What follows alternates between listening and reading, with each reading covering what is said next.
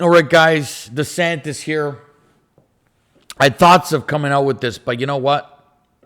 I think there's one guy that we need to call out. Let's ask a question no one in the mainstream media wants to touch. You ready for this one?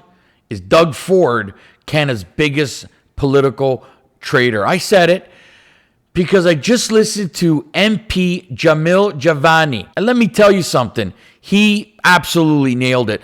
Doug Ford isn't leading. He's interfering. He's blocking real change. He's sipping lattes with Chrystia Freeland and smiling for cameras with Mark Carney while pretending he's some kind of conservative heavyweight. It's embarrassing. Give me a break. This is the same guy who flat out refused to endorse Pierre Poilievre. Instead of standing with the conservative movement, he stood on the sidelines. And worse, he attacked us. His own campaign manager accused Pierre's campaign of malpractice 2 weeks before the election. Who does that? And when he was called out on it, Doug Ford said, "The truth hurts." No, Doug, your betrayal hurts. You said you were too busy to help Pierre. You're too swamped. Couldn't find the time. But you had plenty of time for selfies with Freeland and photo ops with Carney.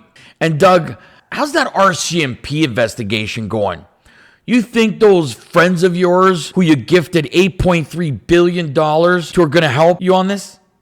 You think that just giving back the land is going to erase the crime? I seriously think you stopped being a decent human being long ago. And Doug, I'm going to tell you something. What goes around comes around. Listen, real conservatives are watching, and we see you for what you are. You're a liberal in a blue jacket. If you were actually a conservative, you would have rehired the nurses your party kicked to the curb 4 years ago. You remember that, Doug? You would have backed Pierre Poilievre when it mattered, and you wouldn't have undermined a national campaign while playing both sides of the fence. But you didn't, because you're not one of us.